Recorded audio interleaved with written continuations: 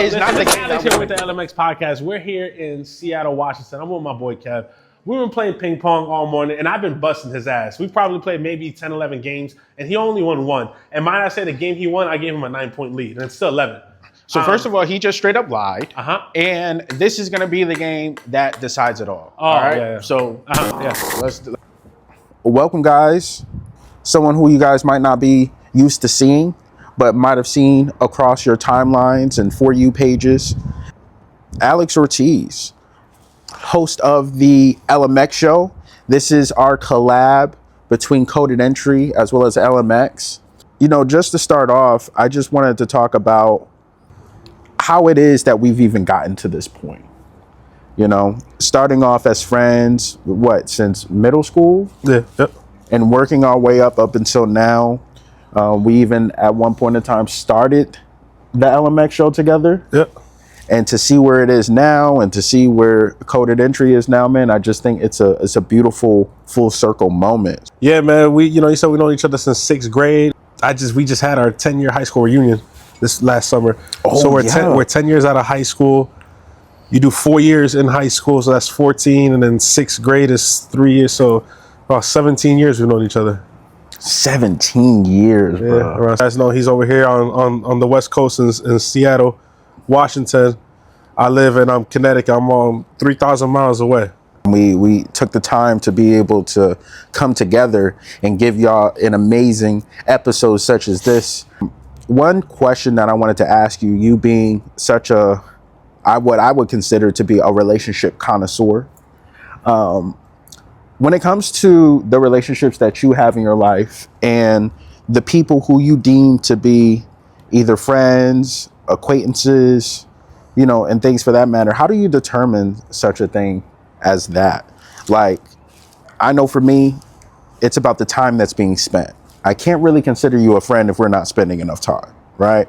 Like, if I talk to you and it was like years ago, I can't sit here and say you're a bro or to say you're a homegirl of some sort, So with me, I don't really use that term acquaintances, because acquaintances is still something like you have like a relationship. I either have a relationship with you or I don't. let's do My that. viewers know I don't lie. Yeah, okay. You want to make a bet? Whoever loses eats the spicy gummy bear. Psych. Yeah. You would have thought. Shows the confidence. Yeah, you All right. would have thought. Switch every 2 serves. You'll get a redo per serve. Game to 11, 1 by 2. 1-0. I feel it. It's not no in between. You know what I'm saying? Right. And the reason why that is because the people that I have relationships with, for example, I know everyone because I hear it all the time between men and women. I know everyone all the time always say, yo, like, I used to be cool with this person. I used to be friends with this person. And, they switched up, or they just did this, that, the third. Yo, I have never experienced that. Really? Never. Oh, wow. Never in my life. I've never experienced that. I had this one situation with this one person, but I had always had a weird feeling about them, and because someone else co-signed on them, I kind of like just let it be what it is. But I'm telling you, I've never experienced that, man. I've never been close to someone or called someone a friend, and then next thing you know, they weren't. That's never happened to me. Everyone I've been friends with, I've been friends with years. I've never lost a friendship. Wow. And that's the biggest reason for why I even have you here, because I know with the relationships that you have, they stay steady and they stay strong. So I did want to be able to pick your brain about that. As for just some characteristics, because we all know what a excuse my language, a bitch nigga is, right? And there's a lot of bitch niggas out there, who really fake the funk. And I don't want to take the time of giving them any shine or representation, but with that being said, I just like to make sure that the people that I have around me is conducive to who it is that I'm aspiring to be as well. And I think a lot of the times we get so caught up in the shenanigans and get so caught up in our environment that we start to lose sight of that. I would just hate for someone to feel as if they can't go to the heights that they want to go to because of a person that they might have had some time with, might have made some memories with, but at the end of the day, they're not really adding to them and their future. You got to know when to cut ties, you know? I think when it comes to friendships, at least for me, I'm always going to accept somebody for who they are. But with that being said, I'm going to place you where I deem you to fit perfectly within my life. So I've always said that you have three different types of people in your life. And if you know how to distinguish them and put them in the correct spot, you're gonna be okay. My serve?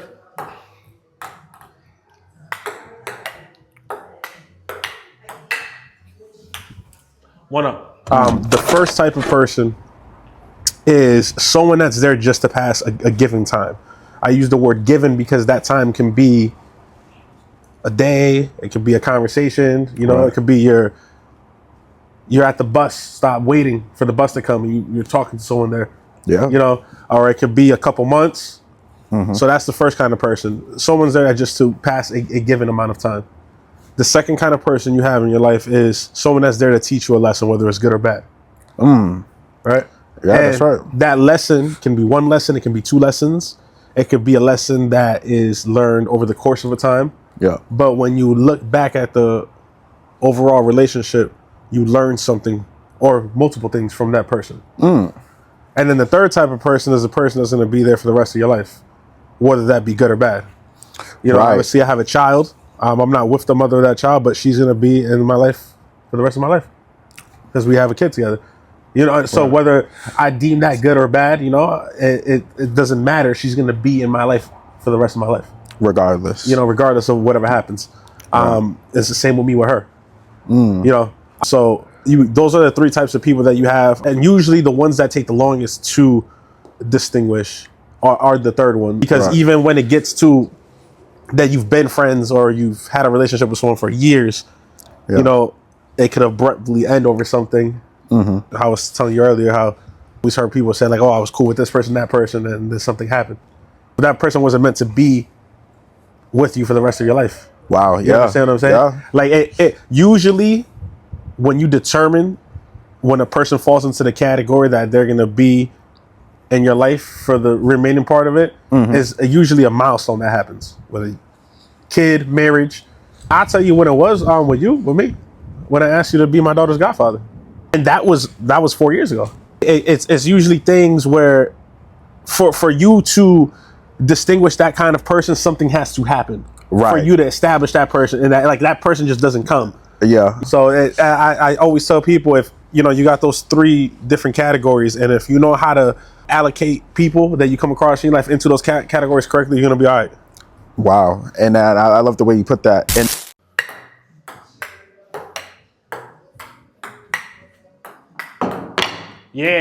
yeah, clumsy ass nigga. Shit got jammed. Yep. This nigga's not even playing with socks on. 3-1. This nigga took his shoes off. Yeah. Why? I need to be mobile. This journey has been quite a beautiful one, but also I always like to bring into the fact that we couldn't have done any of this or be where we're at without the grace of God. And one thing that we did touch upon that I wanted to talk to you about that I thought was pretty impactful about a man finding a wife. He who finds a wife finds a good thing. Exactly, right? In today's day and age, the dating scene, trying to build something with someone is so difficult. And me personally, I think that there are some females that might have it the other way around. I was even seeing not too long ago that in the next few years, might be more single women than there are guys. Well, I started off, by saying that one, I don't believe in dating. Oh, okay. I don't believe in what dating is nowadays. And two, man, dating is not even biblical. Dating's not even biblical. Can you elaborate on that? You would court the person that you like and that you wanted to marry. Okay. and then after that, you got married. So I think that the issue is that sometimes people date for so long. And I also want to preface by saying I was a dating whore before. I used to love to date, right? I used to love to date. I never wanted to, especially when I was younger, I never wanted to to like settle down, or I wasn't opposed to the thought of marriage, but it wasn't something that I wanted, like something that I could say that I wanted, where as to that's what I want now. But yeah, though, you would court the person, and I probably am not gonna get the Webster dictionary, of this correct, but courting essentially is just you getting to know a person, and that's it. Like you commit. Like marriage is a commitment. You know what I'm saying? So to me, it's just when you make that commitment, there's no going back. Right. Right. Obviously under the eyes of God, there's no going back. You know who? What's that financier name? Ramsey. I forgot his first name. Anyway, something. He's Ramsey. a financial advisor. He's like a money dude, right? But he pulled some interesting statistics the other day. If I'm not mistaken, it was like couples that get married after dating like 3 to 6 months, success rate of their marriage is like 85%. Now, I want to ask why that may be, but in my conclusion, I feel as if maybe they're saving discovering themselves for the actual marriage, because it'll be different if you see. I actually, and once again, I can be wrong. Yeah, but I think that the reason why that statistic is the way it is, why it almost looks lopsided in the sense of, so you telling me the longer you date, the less chance you have of your marriage being successful. In today's age, like if you were to ask 100 people and you would have said, do you think that sounds accurate or crazy? They're gonna be like, that sounds crazy. right. And I think the reason for that is because we've bought into the dating culture, not committing. We're still getting to know a person. At what point do you just do it? All right. And I also think that because we're so quick to date anyone, Yeah. that's the reason why also too dating isn't successful, because you're just so quick to, yeah, that's my girlfriend, that's my boyfriend. You know what I'm saying? Like you're so quick to jump into that. If you, in my opinion, if you go in with the intention to marry and get to know someone, you'll know right away whether or not if that is the kind of person that you can see yourself being with. No, that's facts. Which is why I believe that statistic is people who date 3 to 6 months. Obviously, if your intention is to marry, Right. and you're dating, how long does it take you to get to know a person? Wow. I guess that's what it really comes down to, huh? Because in my eyes, I was thinking like with the amount of time you might be putting in to get to know someone, maybe after putting in that time, you think of whether or not the marriage could work after knowing so much about a person, which I think why they might get cold feet, especially during the dating process, if you're actually taking the time to get to know the person before the actual decision. And instead of going and strictly leading with your heart fully and completely, and along the way growing as a couple, but not just as a couple, but as two people who are committed within marriage. I agree with you, and I'm going to tell you something else too that I learned recently that I think that is like gold. Yeah.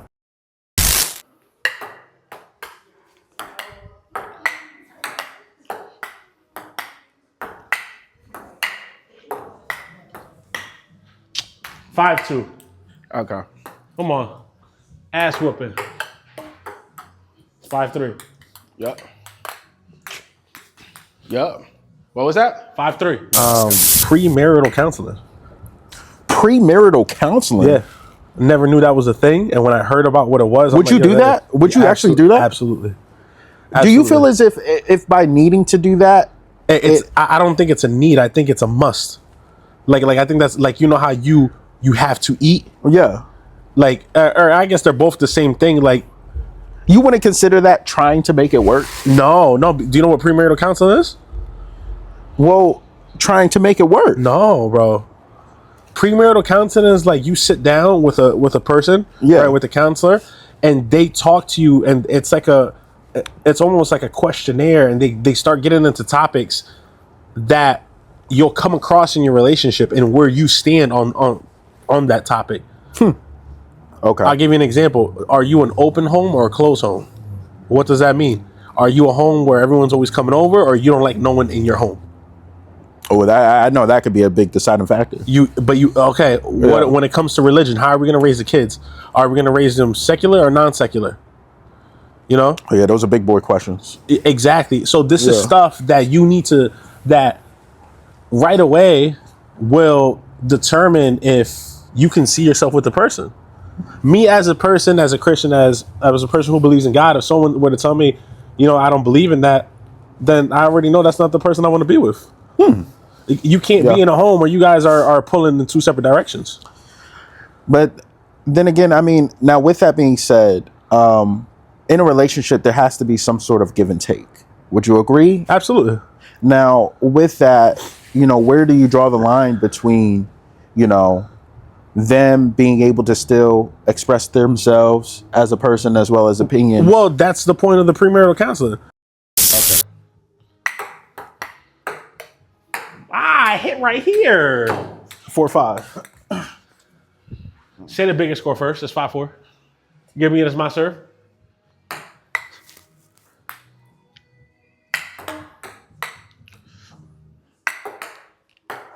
This nigga sucks. Yeah. So when you sit down with someone, right?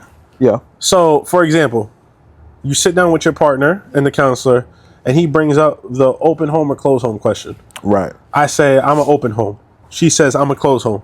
Mm-hmm. He goes, can we meet at a middle ground? Right. Like, what if there's, you know, you do the holidays at your house Right. and maybe a weekend once a month, Yeah. you know, and she's like, I'm with that. And I'm like, you know what? I'm cool with that too. Or I'm like, no, I always want to invite my friends over. Like, I love having my friends over. I love having, you know, everything done at my house. Yeah. And she might be like, that's a little too much for me. And we can't compromise on that. Then it's not going to work. Not as facts. You understand what I'm saying? But Yeah. the point of that premarital counseling is to state where you stand, see Yeah. if you agree or disagree. If you disagree, can we find a common ground? So that way, when those situations come up, you're already prepared for it. Because a lot of times when those situations come up and you weren't prepared for that, Right. you're at odds. Now, when you're at odds, that's how, you know, disputes and arguments start. Whereas to when those situations come up, y'all already discussed how we're going to do it. Like, if we said, okay, we'll do the holidays at our house, like 4th of July, Thanksgiving, New Year's, because, you know, those are months apart. You understand what I'm saying? Right. We'll do the holidays, and if you want every other week, you know, a weekend or two a month at most, you want to invite your friends over for a Friday night, I'm cool with that. Mm-hmm. So I know there's not going to be a problem if I say, yo, listen, my boy's coming over this Friday night. She's like, okay, and it doesn't happen again for another couple of weeks or till following month. Like that, because we already discussed that. Right. Whereas we never discussed that, and I invite them over, she doesn't say nothing. And then I invite them over again next week, and now she's like, is this going to be like this every weekend? And then when I do it again, now there's a problem. Yeah. When during that premarital counseling session, we already discussed how we're going to go about that situation. Same point. Yep. 10-7, 1 by 2. 10-8. Come on.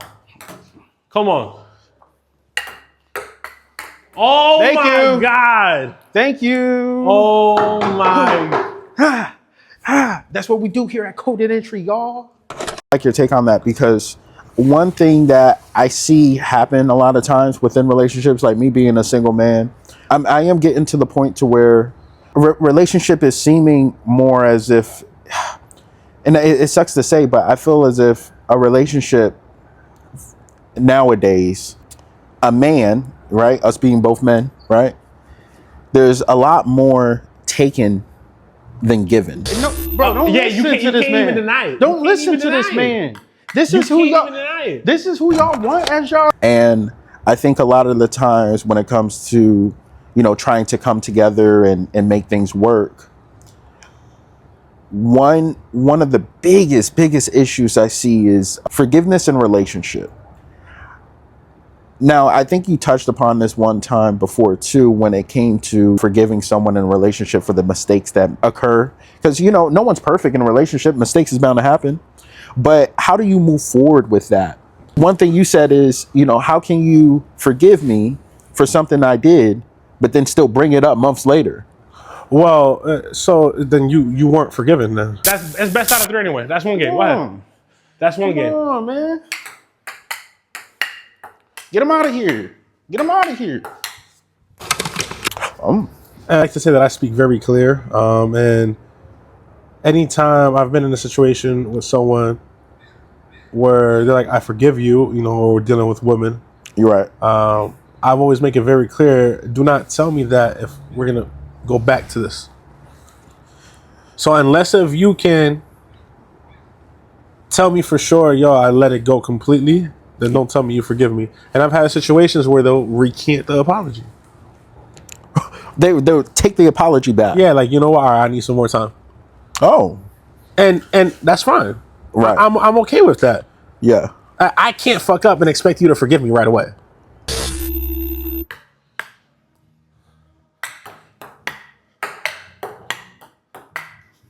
Yeah.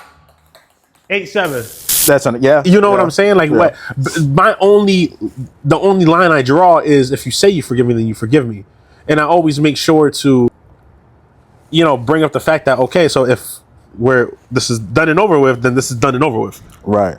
You know? I like that because it helps you really be able to move forward. Yeah. But then at the same time, you know, I like how you also talked about, you know, there's some people that have recanted that. Recant does sound like a negative thing. To but recant an apology is it's not like serious. they're saying, "Oh, I take it back," but it's just like, but that's essentially what they're saying. But like, I need some more time. Right. And and I'm okay with that because you're being real. You know what I'm saying? Like, I'd rather you do that than say I forgive you, and then 2 weeks later we start talking about it again. Like, That's a nice take for sure. I talk a lot about the topics and things like that, but with an episode like this, I wanted to get more into the personal, more into the things that makes us who we are as individuals, and as well as the things that are able to help us grow, the things that are able to motivate us. You know, so I love being able to touch upon topics like this. I think it's amazing to be able to do so. And with you dropping gems like this, man, I'm quite sure somebody's going to be out there to really, make use of this. Yeah, game. You see how I froze him with that? He couldn't even react to hit it. That's 1-up. Nah, this is gonna be the most embarrassing game of them all. For you? Get him out of here. Ooh. Ah, 2-1.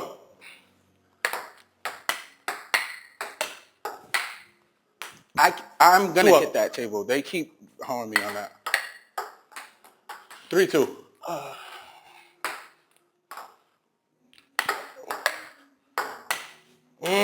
3-up.